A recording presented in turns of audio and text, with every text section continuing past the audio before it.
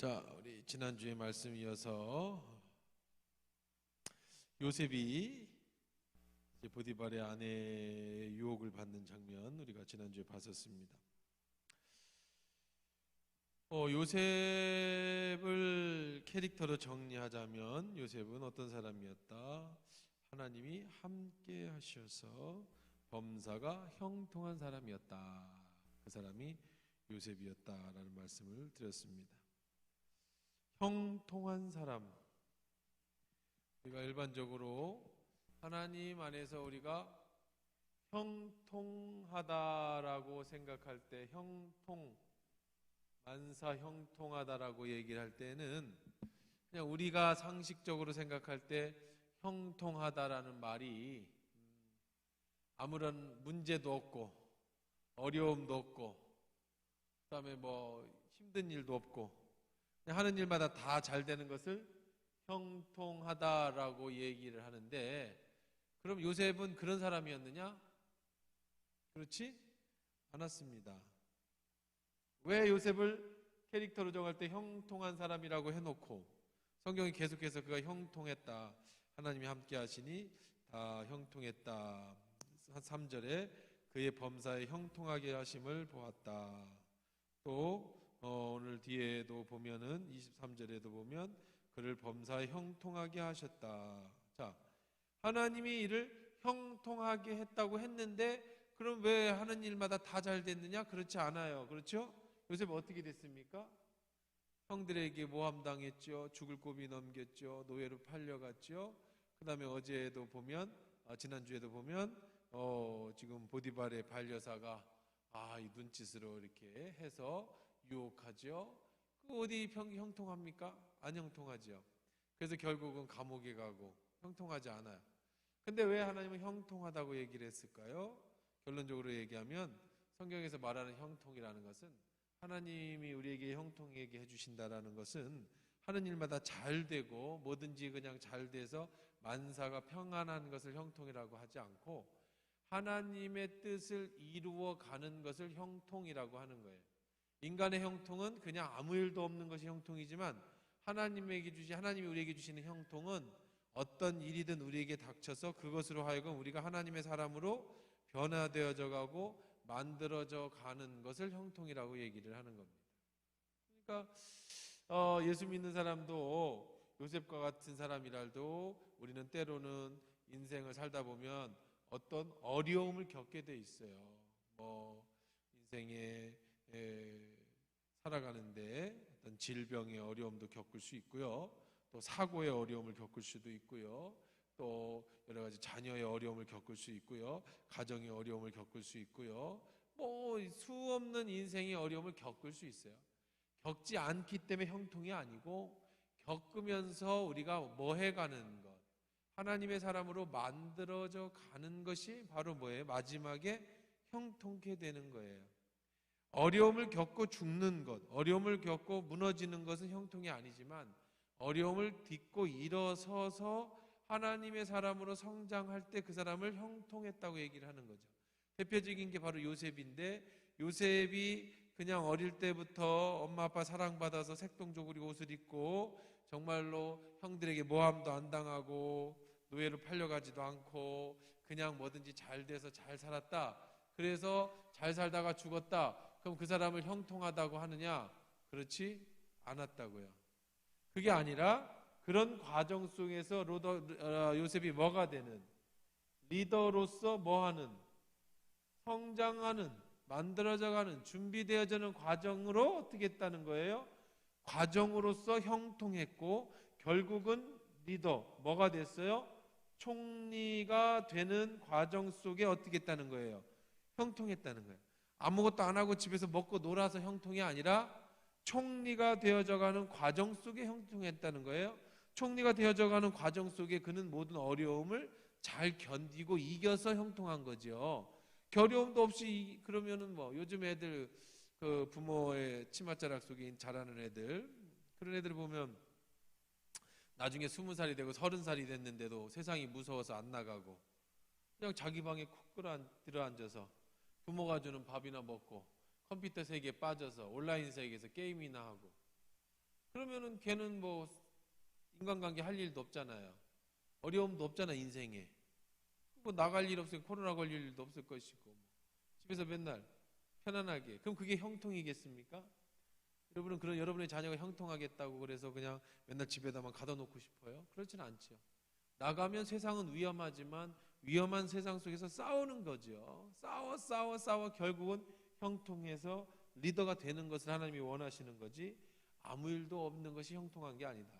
그러니까 결국은 우리 인생에 있어서 하나님이 주시는 것은 항상 내게 좋은 것만 주신다고 했는데 왜 내게 어려움도 주십니까? 라고 물어본다면 그것은 내가 지금 하나님의 사람으로 만들어져 가는 과정 속에서 내가 이 어려움을 이겨나갈 수 있는 사람으로 훈련되는 과정이니까 어려움을 주시는 거지.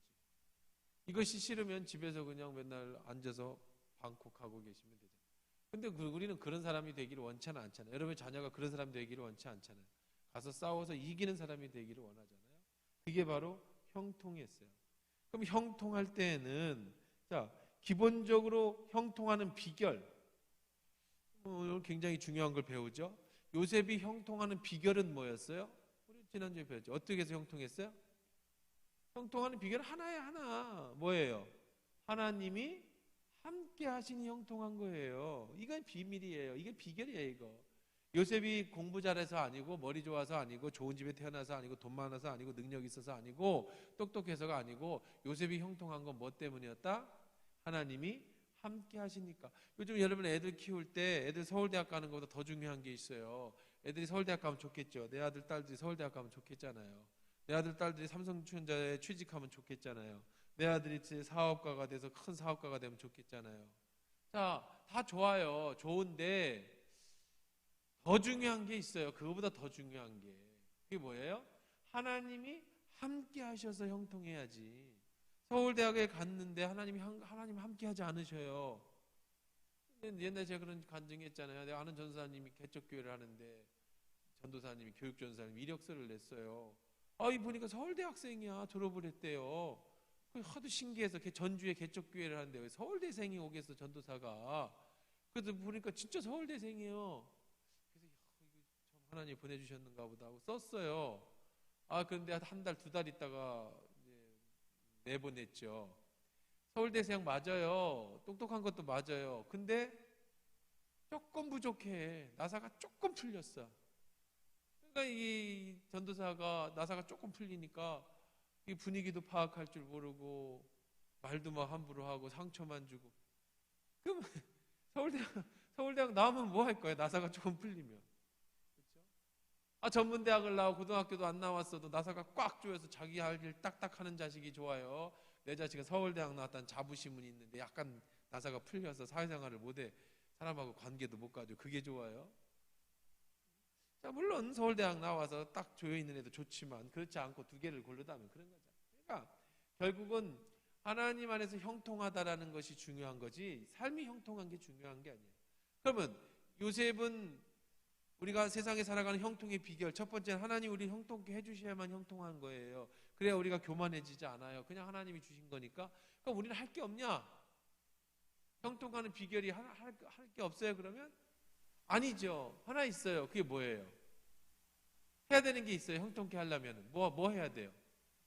순종해야 돼요. 그냥 다른 거 없어요. 하나님이 함께 하셔서 형통하려면 나도 하나님과 함께 해야지. 하나님 함께 하고 싶은데 내가 하나님하고 함께 안 하면 형통하게 싶어도 못 하잖아요. 그러니까 여러분이나 제가 할 수 있는 건 하나밖에 없어요. 늘 하나님 눈치 보고 살아가는 거예요. 그냥 눈치 보고 살아요. 비굴하다고? 뭘 사람 눈치 보며 살아? 사람 눈치 보고 사는 건 비굴한 거 맞아요. 근데 우리는 하나님 눈치 보고 사는 건 비굴한 게 아니에요. 그럼 똑똑하고 아주 비굴하지 않은 너는 그럼 하나님 무시하고 살아봐라. 살 수 있나? 우리는 그렇게 만들어졌기 때문에 하나님 눈치를 보고 살 수밖에 없는 존재예요.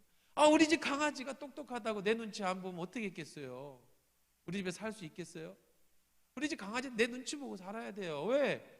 그렇게 만들어졌어요. 얘는 밥 얻어먹으려면 간식이라도 얻어먹으려면 내 눈치 봐야 돼. 주인도 못 알아보고 가끔 나한테 짖고 막 물고 그래봐요. 안락사 시키죠. 이 개가 얼마짜리인데, 이 개가 얼마나 IQ가 높은데, 이 개가 무슨 명품이고, 이 족보가 있고. 족보가 있고 명품이고 잘생겼는데 날 물어? 그거 어떻게 해야 돼요? 키워요? 족보 있다고? 남들 데리고 다닐 때 우리 집 개가 이렇게 비싸요. 근데 남 하나씩 콱콱 물어갖고 돈이나 물어주고 그럼 키우고 싶겠어요, 여러분요? 우리 집 강아지는 10,000원짜리도 안 돼요. 제가 어느 집에 교회 갔는데 동기 목사님네 시골 교회를 갔는데 세상에 개가 내가 태어나서 이렇게 불쌍하게 생긴 게 처음 봤어요. 넌 어쩜 이렇게 불쌍하냐? 애가 누가 딱 봐도 너무 불쌍하게 생겼어요. 걔인데 근데 그 주인은 목사님은 이쁘대. 아유 그런가 보다 하고 뭐 나는 무시하고 살았어요. 그냥 하도 참 진짜 참 불쌍하게 생긴 개가 있구나. 그래서 하는데 어느 날 갑자기 전화가 왔어. 개 한 마리 가져갈래? 그래서 네 그랬더니 그 불쌍한 개가 새끼를 낳대. 근데 너무 많이 나가지고 이거를 처분을 못한대. 그래서 이제 그럼 친구 모임인데 가지고 와봐라. 가지고 왔는데 친구가 이제 또 저 장수 사는 목사가 자기도 개 한 마리 키우고 싶다고. 근데 때마침 우리 집 개가 죽었어요. 키우던 개가. 나도 필요하고 장수인 집 목사님도 필요하고 그렇게 하다니까 장수 목사님이 양보를 하더라고. 우리 집 개는 이게 작으면 안 된다고. 교회도 있어야지 좀 커야 되는데 네가 가져가. 딱 보니까 지 엄마를 닮았어. 애가 이렇게 생겼냐? 참 희한하게 그 엄마는 못생겼어. 근데 딱 필요해. 그때 한 마리가 죽었거든요. 우리 은장로님이 사다 주신 개였는데 한 5년인가 한 5, 6년 키우다가 사상충으로 죽었어요. 그래가지고 이제 때마침 개가 필요한데 내가 봤던 너무 불쌍하게 생겼던 개가 새끼를 낳아서 그 새끼를 한 마리 주길래 딱 맞춰서 가지고 왔어요. 그 개가 지금 우리 교회에서 우리 집에서 6년 사나요? 뭐 지금 6, 7년 살고 있는 개 어르신이 돼가지고 잘 안 움직여. 새끼도 한 번 못 뺐는데 새끼 좀 빼라고 저 시집 보냈더니 거기 가가지고 그냥 기만 죽고 와가지고 새끼도 못 내고 그냥 처녀로 죽어가는 우리 집 강아지인데 이거 얼마나 불쌍하게 생겼나 몰라요. 뭐 딱 봐도 똥개요. 누가 봐도 똥개고 뭐. 근데 우리 집에 와서 호강해요. 이놈이 사료를 22,000원짜리 사료만 먹어. 9,000원짜리 사료를 먹으면 좋겠는데 줬는데 안 먹어. 맛없다고. 막 진짜 뭐 며칠씩 안 먹어. 그럼 나 같으면 버티겠는데 밑에 계신 우리 어머님은 절대 안 된다고. 좀 비싼 것 좀 먹여라. 너는 말이야 막 어떻게 비싼 거 주제 비싼 건 또 잘 먹어. 22,000원이야 2kg에. 한 달 반이면 22,000원씩 먹어.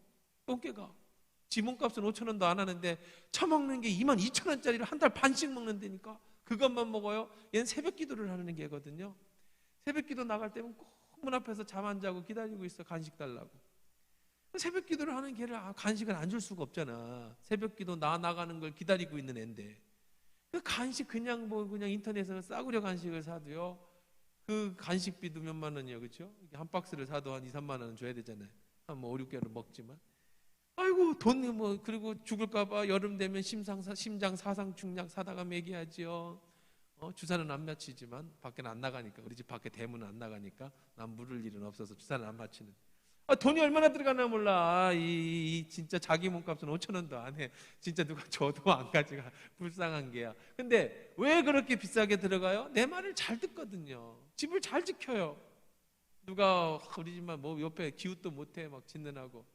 집도 잘 지키고 귀여움도 잘하고 새벽 기도도 잘하고 눈치도 빠르고 이쁘고 요즘은 뭐 앉아 일어서 불러 뭐 빵, 으악 이런 거 가지고 우리 딸이 지금 그러고 있어요. 똥개를. 그런 것도 잘 따라 한다니까. 왜 그래요?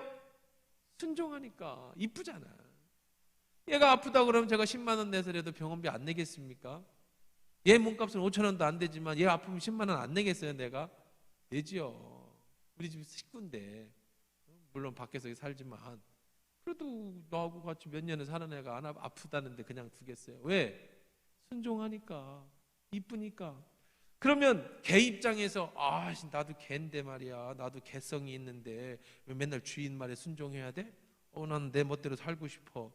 그럼 어떻게 되겠어요? 안락사 하겠죠. 인간도 똑같아요. 내가 말이야 인간이야. 나도 인간의 존엄성이 있는 사람이야. 나도 말이야 학벌이 이 정도고 나도 배운 만큼 배운 사람이야. 난 돈이 있고. 근데 내가 하나님 말을 꼭 들어야 될 이유가 뭐 있어? 난 내 인생 내가 살아볼 거야. 아무리 하나님이 형통케 해주셔도 우리를 형통케 해주신 건 우리가 잘나서가 아니라니까요. 우연찮게 그 못생긴 개가 우리 집에 와서 우리 집 개가 되니까 형통한 거죠. 여러분이나 우리가 잘나서 명품이라서 아주 뭐 혈통이 좋아서 하나님의 형통함을 받은 게 아니라고요.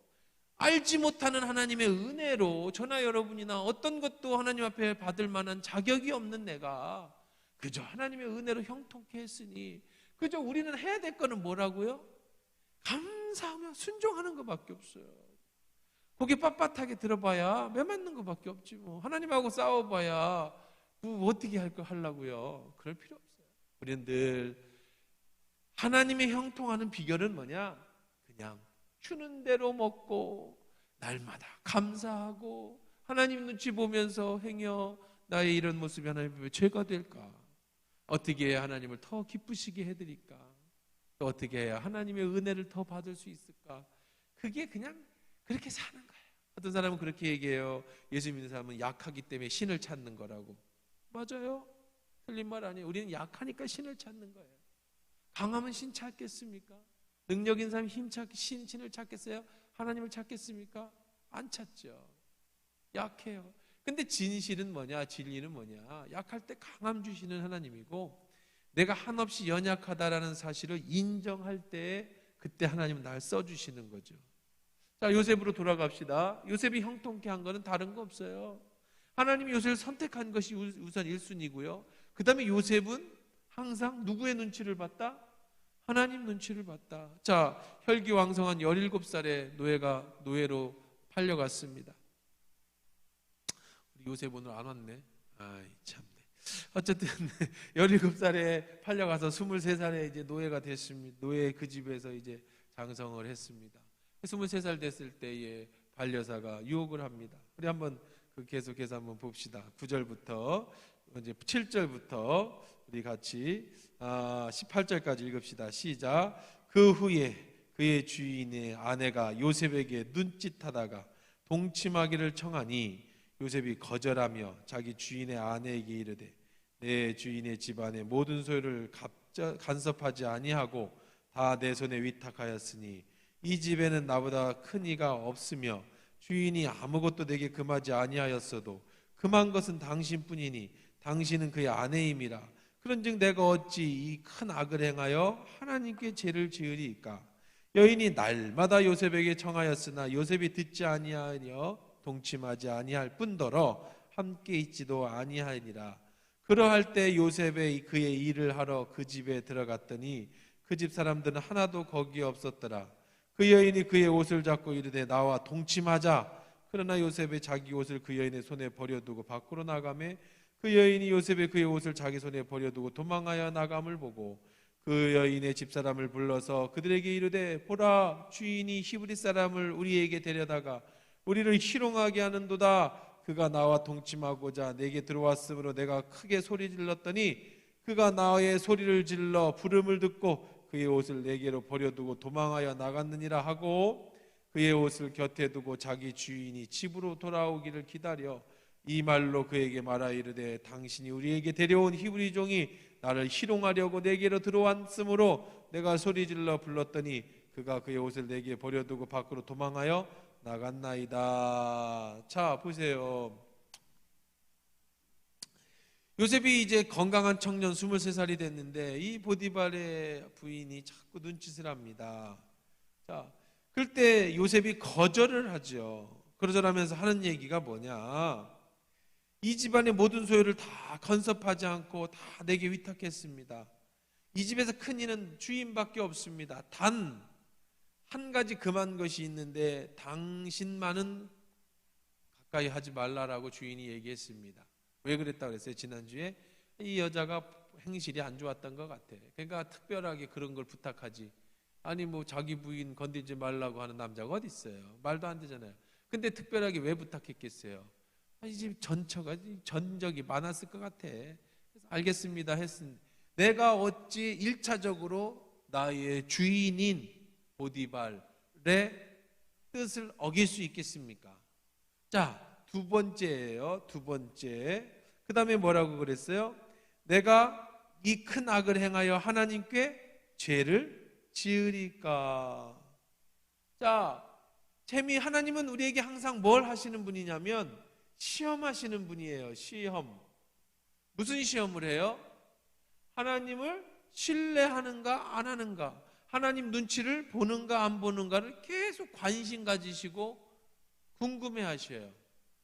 우리도 여러분 인생 살다 보면 남편이 날 사랑하는지 안 하는지, 아내가 날 사랑하는지 안 하는지 그냥 평상시는 모르지만 어느 순간 서운한 일이 생기면 궁금해지잖아요.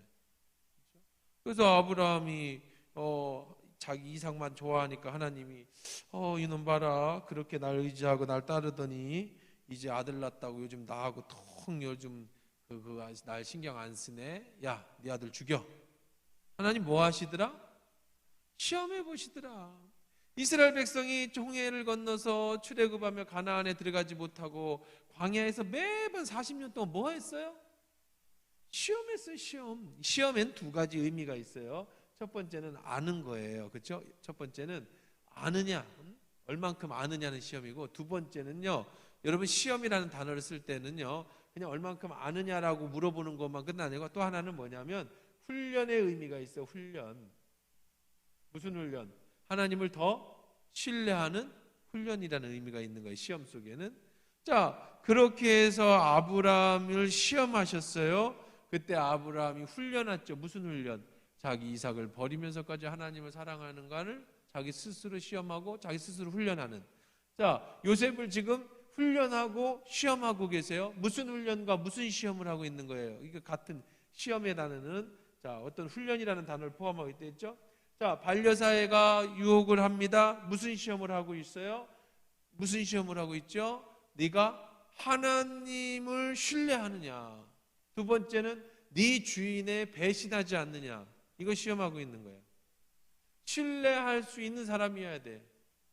조금 부족해도 사람은 신뢰할 만한 사람이 되어야 돼요. 못 믿을 사람은 아무리 능력 있는 사람도 곁에 두면 안 돼.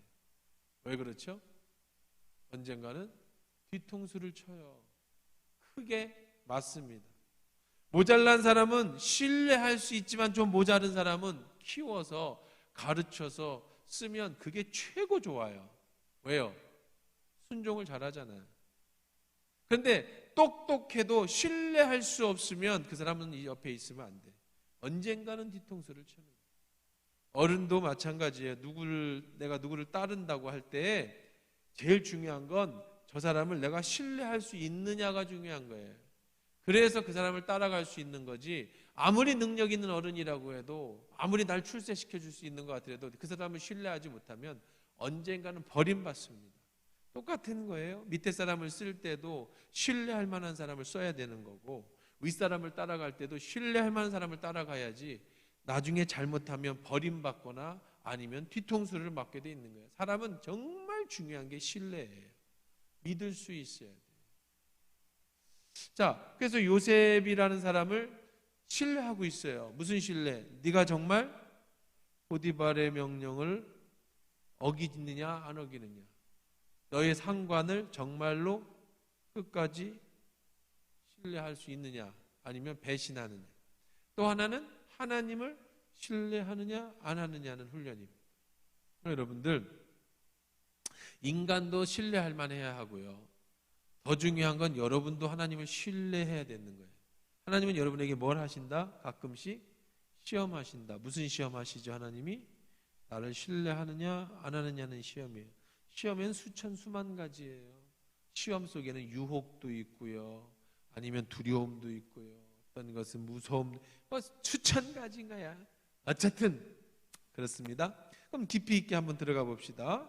자, 여인이 날마다 요셉을 청하여, 이 단어가 참 거창하네, 그렇죠? 날마다 청했대. 날마다. 아이고, 한두 번 유혹을 이기는 거야. 내가 어찌 하나님 앞에 더 범죄하겠습니까? 하겠지만 매일 그렇게 집착을 하면 못 살죠. 참 이게 참 사단은요. 한번 성경 찾아보십시다. 베드로전서 5장 8절.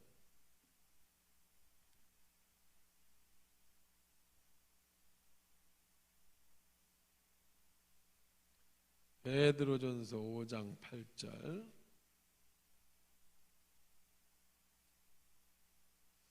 383페이지 8절 9절 읽어봅시다. 자, 시작. 근신하라, 깨어라, 너희 대적 마귀가 우는 사자같이 두루다니며 삼킬 자를 찾나니. 그 다음에 보세요. 너희는 믿음을 굳건하게 하여 그를 대적하라. 이는 세상에 있는 너희 형제들도 동일하게 고난을 당한 줄 알미라. 자, 베드로전서에 베드로는 뭐라고 얘기를 했어요? 사단이 매일 유혹을 하는데 마치 뭐같이? 우는 사자같이. 왜 사자가 울어요? 배고파서 울어요? 새끼를 잃어버렸어요. 배고픈 거야 뭐 좀 이따.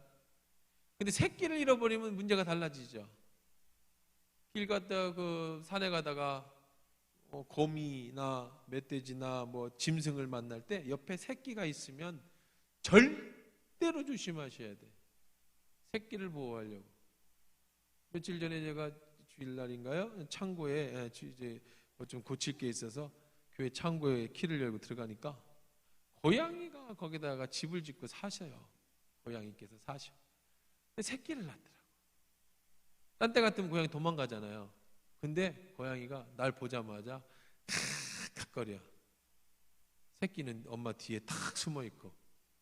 이 도둑 고양이가 다 사람 보면 도망가잖아요. 근데 얘는 안 도망가. 왜 안 도망가죠? 새끼 보호하려고. 그래서 내가 웃으면서, 야, 너 캬캬거려서 어떻게 하려고? 너 어떻게 보려고? 장난치다가 잘 키워라. 고양이는 깨끗해요. 살아도 돼. 똥오줌 안 싸. 그 고양이는 다 나가서 싸고 정리를 깨끗하게 해줘. 쥐하고는 좀 다른데.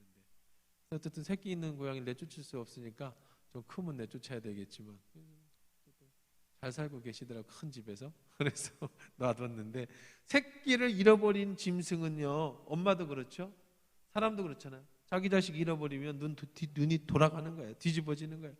우리 애기 어렸을 때, 제 애기 은지가 어렸을 때 롯데백화점 개점했다고 유모차 끌고 갔다가 거기에 그 유아실 있잖아요. 애들 놀이터 공짜로 놀러준대. 그래서 너 선생님하고 잘 놀아 하고 몇 개 구경하고 왔는데 애가 없어졌어. 애가 없어졌어. 애가 엄마 찾는다고 나온 거야. 그럼 선생님이 좀 봐줘야 되는데 선생님이 안 봐준 거야. 그 알바생이.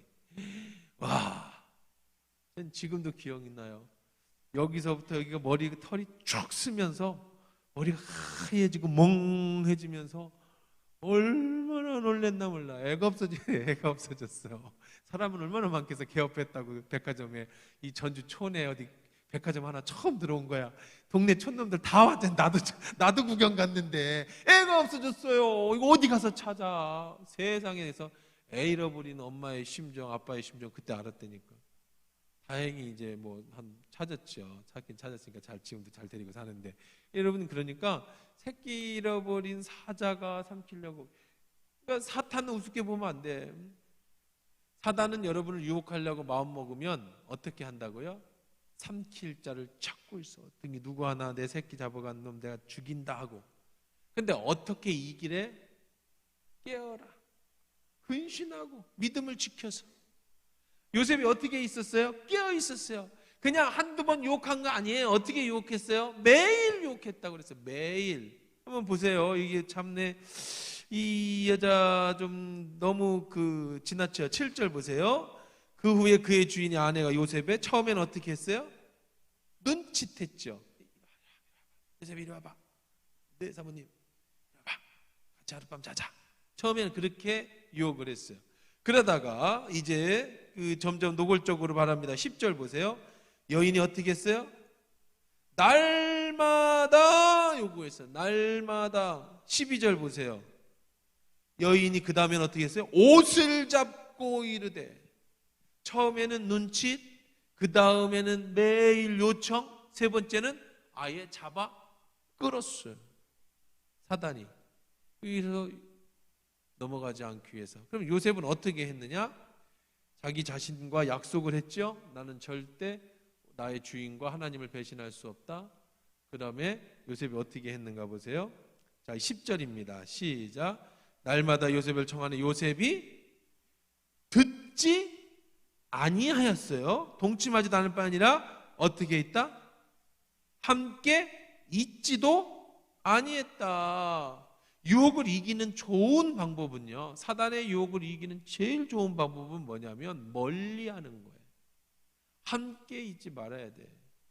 자꾸 죄 짓는 데 가 있으면서 죄 짓지 말아야지. 술 먹는 데 가 있으면서 나는 술 끊어야지. 담배 피는 사람하고 맨날 옆에 있으면서 난 담배 끊어야지. 그게 되겠습니까? 안 피던 사람도 피고 뭐 안 마시던 사람도 마시게 되지. 주변에 그런 사람들이 있는데, 여러분이 복 받고 싶으면은요, 여러분 주변에 부정적인 사람을 없애야 돼요.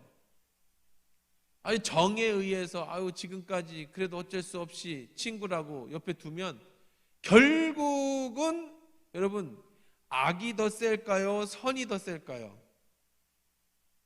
선이 세요? 악이 세요? 자, 어떤 사람이 그렇게 물어봤어요. 악이 센가요? 선이 센가요? 그랬더니 제가 이제 어디 교회에 임직자들 훈련하는 데 있으면 그런 얘기를 해줍니다. 의자가 있어, 의자. 자, 뭐 지금은 제가 그렇게까지 뭐 실질적으로 하기는 그렇습니다만 의자가 여기 있다고 생각해요. 의자에 올라가야 합니다. 자, 밑에 사람이 내 손을 잡았어요. 끌어올리는 게 쉬워요? 끌어내리는 게 쉬워요? 여러분, 내 의자 위로 사람을 끌어올리는 게 쉬워요? 올라가 있는 사람 끌어내리는 게 쉬워요? 내리는 게 쉽죠. 올리려면 내리는 거에 10배 힘을 들어 올려야 끌어올려줘요. 그러니까 제가 중직자들 거기 가서 권면할 때 그런 얘기를 해줍니다. 장로님으로 세워드렸으면, 안수 집사님, 권사님으로 세워드렸으면 끌어내리려고 하지 마라. 올라가기도 힘든데 왜 굳이 끌어내리려고 하냐. 자꾸 세워드려야지. 올라가서 올려놓고 자꾸 끌어내리면 그 교회 되겠냐. 그런 얘기를 이제 제가 해드립니다만은 마찬가지예요. 악과 선이 있으면 악이 훨씬 쉬운 거예요. 술을 안 먹는 게 쉬워요? 아니면 술을 먹는 게 쉬워요? 술 먹던 사람이 늘 자기가 아니야, 술 한 번도 안 먹은 사람 안 먹는 게 더 어렵겠지만 평상시에 술을 끊은 사람이 있다고 생각해 보세요. 그럼 술자리에서 술을 안 먹는 게 어려워요? 먹는 게 어려워요? 안 먹는 게 어렵죠. 늘 담배 피워서 담배 끊었어요. 1년 끊었단 말이에요. 근데 1년 후에 맨날 담배 피는 애들하고 어울리면 담배 피는 게 어려워요? 끊는 게 어려워요? 끊는 게 더 어렵다니까요. 악은요, 여러분 술, 담배만 제가 예를 들었습니다만은 그거 말고는 여러분 다 스스로에게 적용해 보세요. 여러분이 유혹을 받는 어떤 자리, 아니면 이것이 아닌데라고 하나님이 양심을 주셨음에도 불구하고 계속해서 그게 머무는 어떤 것들, 그것이 뭔지는 모르겠지만 그것의 제일 좋은 방법은 그 자리를 벗어나는 게 제일 좋은 거예요.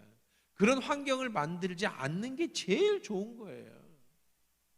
목사들도 마찬가지예요. 목사님들이 요즘 저 뒤에도 제가 크게 2개나 붙여놨어요. 교회 내 성폭력 방지 포스터 저 뒤에다가 제가 아주 크게 붙여놨는데, 목사님들이 요즘은 매스컴이니 사회 이슈 되는 게 뭐예요? 이 성문제, 성추행, 성폭행. 그럴 수 있는 환경이 교회는 조성이 돼 있어요. 상담해야 되고 만나야 되고. 그러니까 나도 모르게 그런 것에 이게 유혹될 수 있는 거예요. 남편한테 사랑 못 받던 사람이 목사님하고 얘기하다 보니까 내 얘기 다 들어주네. 그러니까 거기에 사랑이 막 들어가는 거예요. 목사님도 마찬가지죠. 자기 소화하고 사랑해 준다는데 싫어하는 남자가 어디 있겠어요? 그러다 보면 그냥 그 교회도 개인 다 끝나버려요. 그러니까 어떻게 해야 돼요? 제일 좋은 거는 자리를 만들면 안 돼. 그 목사님 상담 안 하면 사모님 있잖아. 사모님이랑 해. 사모님도 목회자예요. 구세군은요, 사모님도 사관이에요. 똑같이 공부해서 사모님도 사관이에요. 거기는 사모 없어요. 다 사관이에요. 남자 사관, 여자 사관이에요. 부부가. 우리는 그렇지는 않더라도 우리 목사님 사모님도 다 심리학 석사까지 해서 한남대에서 상담 못 하겠어요? 그래도 사모님이랑 할 게 아니라 영적으로 목사님하고 하고 싶어요? 그럼 사모님하고 셋이 하면 되잖아. 사모님 없이 둘이 하고 싶어요? 하지만 난 해주지도 않을 뿐더러 나는 그 자리에 있지도 않아. 뭘 하려고 나하고 둘이 만나서 뭔 얘기를 하고 싶은데 나하고 둘이 앉아서 뭔 얘기를 하고 싶어? 듣고 싶지도 않고 하기도 싫어. 왜? 그런 자리를 만들면 안 돼. 아예 사단이 사단이 침범할 자리를 만들면 안 돼. 그래도 목사님은요 영적인 아버지가 돼. 영적 엄마랑 얘기해. 그러면 영적 사모님은 영적 엄마니까 아빠하고 그래도 아빠하고 조용히 할 얘기가 전화해. 전화해. 조용히 나랑 얘기하고 싶은 게 있거든. 전화해. 나 그래도 목사님 1대1의 인간관계를 맺고 싶어요. 난 맺기 싫어. 그러니까 나랑 맺지 마. 저는요 중학교 이상 애들하고는 손 안 잡아요. 악수 안 합니다. 목사님 매정하게 왜 나랑 악수 손 안 잡아주세요? 저는 70 넘으면 안 얻어줘요. 70 넘은 분이랑 나랑은 뭐 아무도 뭐라고 안 할 거 아니야. 내가 70 넘은 분하고는요 1대1 상담도 하고요. 70 넘으면 자동차 옆자리도 앉혀드려요. 왜? 내가 70 넘은 노인 권사님하고 다닌다고 누가 뭐라고 할 거예요? 안 하잖아요. 그러니까 그냥 이거는 제 예를 들은 거예요. 제 예를 들었어요. 지금 시대가 너무 이런 지금 성 문제에 대한 얘기를 지금 하고 있잖아요. 성 문제 또 여러 가지 이제 세상의 그런 죄의 문제가 옛날에는 흑과 백이 분명했어요. 흑은 죄고 백은 의다. 하나님은 백이고 죄는 사단은 흑이다. 우리는 그렇게 이분법을 교회에서 가르쳤어요. 성경은 그렇게 가르쳐요. 근데 지금은요 학교에서도 그렇게 안 가르쳐요. 도대체 흑이 뭐고 뭐가 백이냐고 가르쳐요. 뭐가 진리냐는 거예요. 남자 여자가 어디 있어? 남자는 왜 남자를 사랑하면 안 돼? 여자는 여자를 사랑하면 안 돼? 꼭 남자와 여자와 사랑해야 돼요? 젠더 문제 아니에요. 젠더 문제. 그게 동성연애의 젠더 문제잖아요. 인간은 존엄하다. 그건 인간의 자기의 사랑의 문제. 내가 남자를 사랑하는 게 너한테 무슨 피해 줬어? 내가 여자가 여자를 사랑하는데 왜 우리 둘이 사랑하는데 네가 너한테 내가 피해 줬어? 왜 네가 나에 대해서 비판해? 이게 젠더 문제예요. 흑과 백이 없어요. 섞어. 그렇잖아요. 그럼 교회를 싫어해요. 왜? 자꾸 흑과 백을 분리시키려고 하니까. 죄가 뭐예요? 죄라는 거는요, 성경은 분명히 하나님의 뜻에서 벗어나는 건 죄라고 하지만 지금 세상은 그렇지 않아요. 남에게 피해되지 않는 모든 것은 다 선한 거예요. 내가 좋은 건 다 선한 거예요. 성경은 하나님이 기뻐하는 게 선한 거지만 지금 시대에는요, 내가 좋은 게 선한 거예요. 이게 포스트 모더니즘, 지금 시대에 살아가고 있는 사고방식이에요. 여러분도 이미 뉴스, 매스컴 이런 걸 통해서 다 그렇게 오염돼 있고, 오염이라기보다는 그런 문화 속에 살아가고 있고, 지금 자라는 우리 애들은요 더더욱 그런 문화 속에 살아가고 있어요. 지금 애들은요 학교에서 뭘 강조합니까? 학생 인권을 강조하잖아요. 우리 어렸을 때는 뭘 강조했어요? 선생님의 교권을 강조했어요. 지금은요 학생 인권을 강조해요. 지금은 선생님하고 학생하고 싸워요. 서로 치고받고 둘이 고소하는 시대예요. 이게 말이 됩니까? 어떻게 선생님하고 학생하고 싸워요? 둘이 같이 고소하는 시대예요. 그러니까 흑과 백이 없어. 애든 어른이든 뭐 그런 거 상관없어요. 남에게 해 끼치지 마라. 그건 죄예요. 지금 시대에도 남 때리면 안 돼요. 남의 훔치면 안 돼요. 왜? 해를 끼친 거니까. 하지만 내가 좋아서 하는 것은 비판하지 마라. 내가 좋아하는 거는 내가 남자를 좋아하든 여자를 좋아하든 내가 뭘 어떻게 하고 다니든 내가 귀를 10개 20개 끌고 다니든 여기 이만큼을 뭐 다 피어싱을 받고 다니든 한겨울에 내가 반팔을 입고 다니든 한여름에 내가 오버코트를 입고 다니든 내가 머리를 감든 안 감든 이거 뭔데? 그냥 내 인생 내비놓고 이게 선이야. 내가 원하는 게 선이야. 내가 기뻐하는 게 선이야. 이런 시대. 그러니까 자꾸 우리 기독교하고 부딪히는 거예요. 그러지 마라. 하나님은 남자와 여자를 만드셨다. 남자는 여자를 사랑해야 하고 여자는 남자를 사랑해야 된다. 남자끼리 사랑하면 안 된다. 그건 죄다. 성경이 자꾸 얘기하니까 교회가 싫어. 기독교가 싫어지는 거예요. 그러니까 여러분들도 우리도 마찬가지라는 거예요. 그래서 지금 시대에 이런 시대에 유혹되어지는 사단의 많은 영향, 매스컴, 뭐 드라마 그러다 보니까 요즘도 불륜 어떤 여자는 이런 얘기도 해요. 내 남자가 가서 어떤 여자를 만나든 뭔 일은 상관없어. 돈만 갖다 줘 매달. 그러면 자기는 남편이 뭘 하든 상관 안 한대. 어떤 남편은 또 자기 부인도 뭐 그렇게 하든 뭐 나가서 뭐 낮에 나가서 뭔 짓을 하든 상관없다. 집에만 들어오면. 그러니까 뭐 그냥 결혼하고도 남자친구 여자친구 만나는 게 뭐 당연한 것이고 뭐 지금 시대가 너무너무 타락한 시대, 뭐가 선이고 뭐가 악이고 뭐가 옳고 뭐가 그런 것도 없는, 내가 좋으면 전부 모든 것이 좋은 시대, 이런 시대에 살고 있을 때 여러분들이 이 자리를 벗어나야 된다. 동침하지 않는 건 당연하고 뭐 하지도 않았다? 함께 있지도 않았다. 왜? 하나님을 두려워했기 때문에. 자, 그랬더니 이제 이 반려사가 노골적으로 12절에 보니까 옷을 잡아당기는데 요셉이 이러다 안 되겠어요. 그래서 어떻게 했어요? 옷을 벗어두고, 이걸 또 여러분들 잘 몰라서 뭐 이게 어떤 거냐면, 히브리인들은요, 그 당시에 사람들은 속옷이 없어요. 빤스가 없어. 왜? 그런 의류 기술이 없어. 옛날 사람들은요. 그러니까 겉옷 속옷이에요. 겉옷 속옷이 뭐냐면, 성경에서 나오는 겉옷과 속옷은요, 겉옷은 판초위 같은 그게 겉옷이에요. 저기 있는데 귀찮다, 그렇죠? 요 안에 내 거 겉옷이 하나 있어요. 뭐냐면 갔다 오기 귀찮아요. 있어, 이런 게 있어. 하여간 이렇게 고자기 같은 게 있어요. 제가 기도 가운이에요. 제가 남미 갔다가 라마인가 뭐 있잖아요. 이렇게 침 뱉는 동물 있죠. 퇴퇴 뱉는 배 동물 있어. 목이 이렇게 긴데 침 뱉는 애 있어요. 가까이 가면 침을 퇴퇴 뱉는 라마인가 이름이? 라마? 알파카?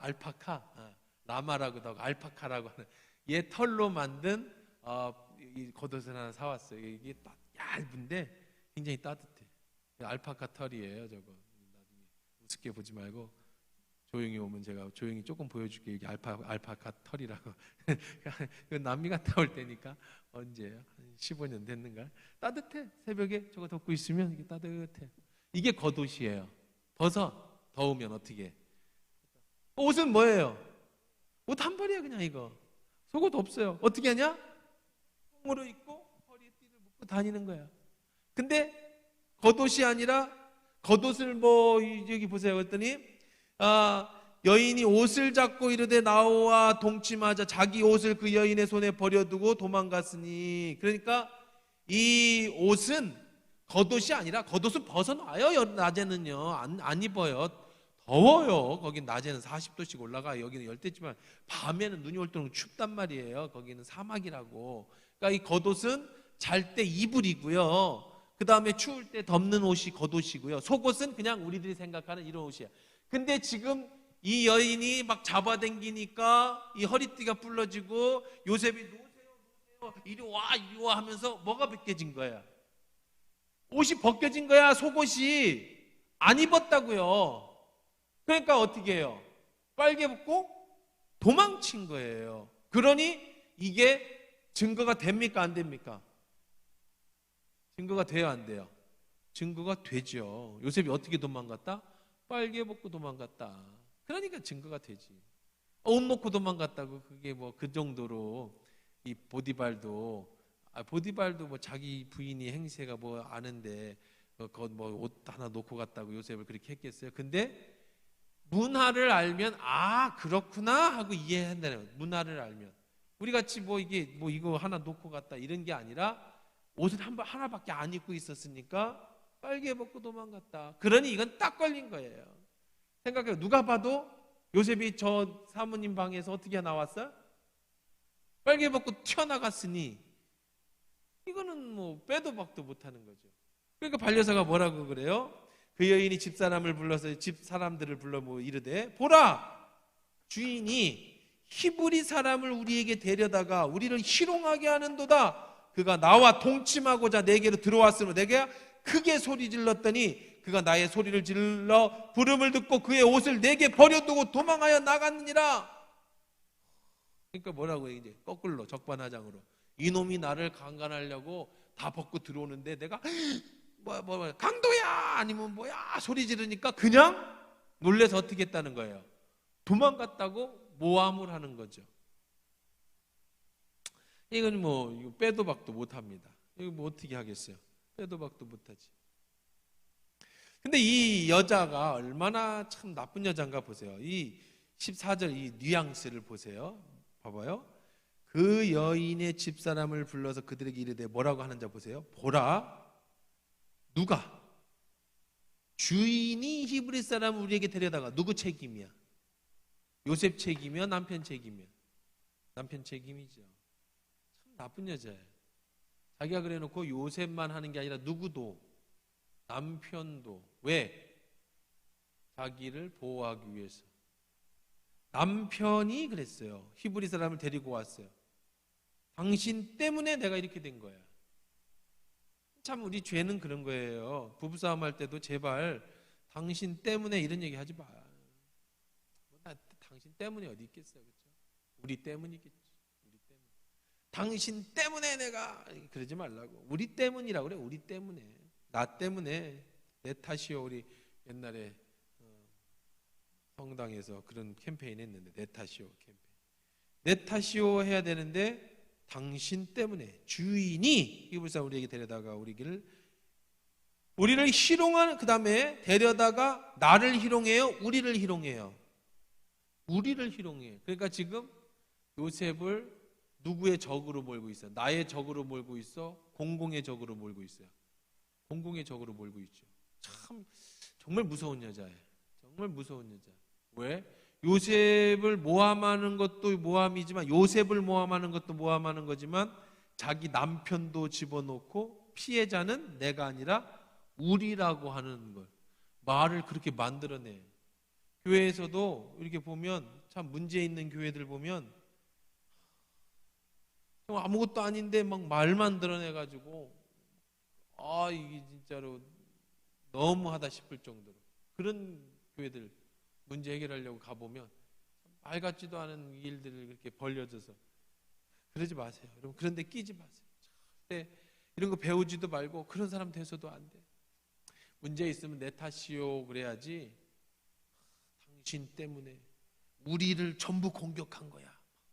그러면서 요셉을, 우리 모두를 공격하고 희롱하는 사람으로, 나와 동침하고자 내게로 들어왔으면 그 내가 소리 질렀더니 그가 나의 소리를 질러 부름을 듣고 그의 옷을 내게로 버려두고 도망하여 나갔느니라 하고. 자, 그 다음에 그의 옷을 곁에 두고 자기 주인이 집으로 돌아오기를 기다려 그 말로 그에게 말하 이르되 당신이, 똑같이 얘기하죠. 당신 때문에 우리에게 데려온 히브리 종이 나를 희롱하여 내게로 들어왔으므로 내가 소리를 불렀더니 그가 옷을 내게 버려두고 도망하여 갔나이다.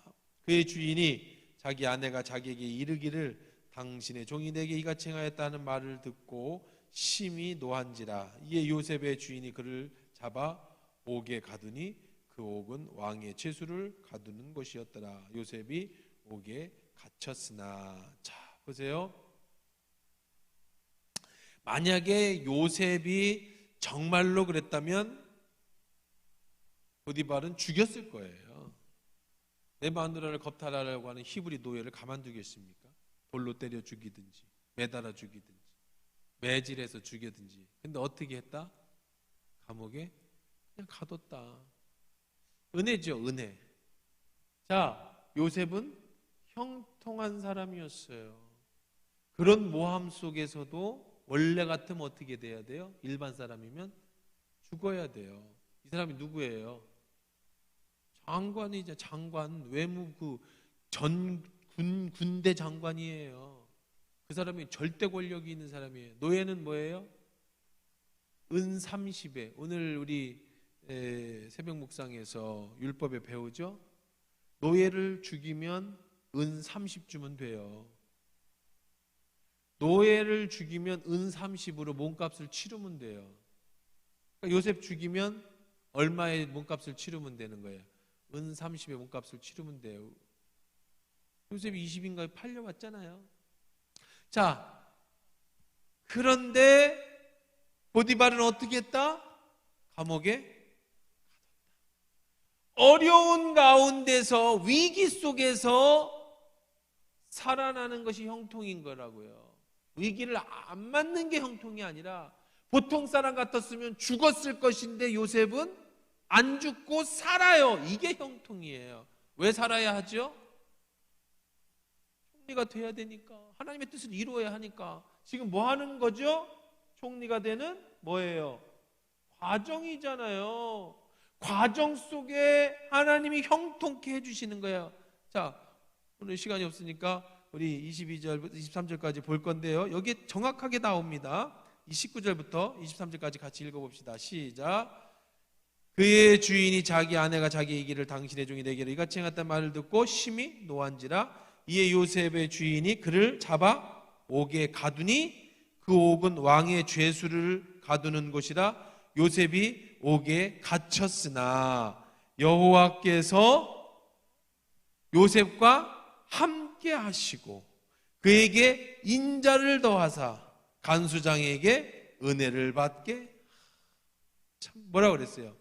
여호와께서 요셉과 함께 하시고 그 다음에 뭐라 그랬어요? 또 뭐라 그래요? 그에게 인자를 더하사. 형통케 하는 비결 아니에요. 누가? 하나님이. 그 다음에 뭐라 그랬어요? 인자를 더하사 간수장에게 뭘 얻게 했다? 은혜를 입게 했다. 하나님이 함께 하시고 인자라는 것은 인자한 거잖아요. 부드럽게 받아주시는. 그가 죄를 지어서 모함을 당해서 죄수가 되었음에도 불구하고 어떻게 해주시더라? 누구에게 은혜를 입게 해서? 간수장은 누구예요? 사람이죠. 결국은 이 문제의 해결은 어디에 있어요? 사람에게 있죠. 누구를 만나요? 이제 요셉이 누구를 만나요? 간수장을 만나죠. 어디서 쫓겨나가지고? 보디발 집에서. 처음에 보디발 집에 간 것이 사람의 집에 갔잖아요. 하나님이 그 사람을 만나게 해주셨죠. 거기서 한 집을 다스리는 훈련이 끝났죠. 그 다음에 감옥에 보냈죠. 감옥에서 결국 또 누구를 만나? 감옥의 대장 누구를 만나죠? 간수장을 만나게 해죠. 그래서 간수장에게 뭐를 얻게 해요? 은혜를 입게 하죠. 하나님은 누구를 통해 역사하신다? 사람을 통해 역사하신다. 간수장이 옥중 죄수를 다 요셉의 손에 맡김으로 그 재반 사물을 요셉에게 치리하고 요셉이 지금 이제는 감옥을 다 치리하는 훈련을 받고 있습니다. 자, 간수장은 그의 손에 맡긴 것이 무엇인지 살펴보지 아니하였으니. 아까 이 얘기 나왔죠? 처음에 그 보디발 집에 갔을 때 보디발 장관이 어떻게 했습니까? 그 집에 모든 것을 다 맡겼죠. 근데 여기선 간수장이 이제는 감옥에 있는 모든 것을 살펴보지 아니하고 믿고 어떻게 했다고요? 다 누구에게 맡겨요? 요셉에게 맡기니. 왜? 여호와께서 요셉과 함께 하심이라. 여호와께서 그를 범사에 뭐하게 하셨다? 형통하게 하셨다. 어려움을 안 겪는 게 아니라 어려움 속에서 하나님은 만남을 통해 형통케 하시는 계획을 이루시고 계신다. 여러분들 인생 살다가 이거 어려움 없게 해달라고 기도하지 마세요. 우리 어떻게 어려움이 없는 인생을 살겠습니까? 우리는 뭐라고 기도해야 돼요? 어떤 상황 속에서도 하나님을 신뢰할 수 있게 해주십시오 라고 기도하고, 여러분의 형편이 매일 지금 평안할 수도 있고 어려울 수도 있고 앞으로 평안할 수도 있고 앞으로 어려울 수도 있겠지만, 지금 내 형편이 힘들다 어렵다 그것 가운데서 허덕이지 말고, 그게 힘들긴 하겠지만 그 가운데서 뭐 하는 걸 훈련을 해야 돼요? 우리는 뭐 하는 시험 속에 훈련해야 돼요? 하나님을 바라보는 훈련, 하나님의 도우심을 구하는 훈련. 하나님은 에베네셀의 하나님 뭐 하고 계신다? 준비해 놓고 계셨어요. 누구를? 간수장을. 감옥에 갔더니 간수장을 준비해 놓고 계셨어요. 요셉이 애굽에 갔더니 보디발을 준비해 놓고 계셨다. 앞으로 여러분의 삶을 다 준비하고 계신 하나님, 그저 여러분도 우리가 할 일은 하나밖에 없어요. 형통케 하시는 하나님, 함께 하시는 하나님, 그 하나님을 신뢰하는 것, 그런 신뢰하는 저와 여러분 되기를 주의 이름으로 축원합니다. 우리 같이 기도하십시다. 형통이라는 것은 어려움을 겪지 않는다는 게 아니라 어려움 속에서 하나님의 사람으로 만들어져 간다는 거라고 했습니다. 이전에 같이 기도할 때 어떤 상황, 어떤 형편에서도 주님만 바라보게 하소서, 주님 형통케 하소서, 주님만 의지하게 하시고 우는 사자와 같이 삼킬 잘 찾는 이런 어려운 시대에 사단의 유혹에서 하나님만 바라보고 이길 수 있는, 하나님만 신뢰할 수 있는 저희들 되게 해 주십시오 라고 우리 합심해서 기도하십시다.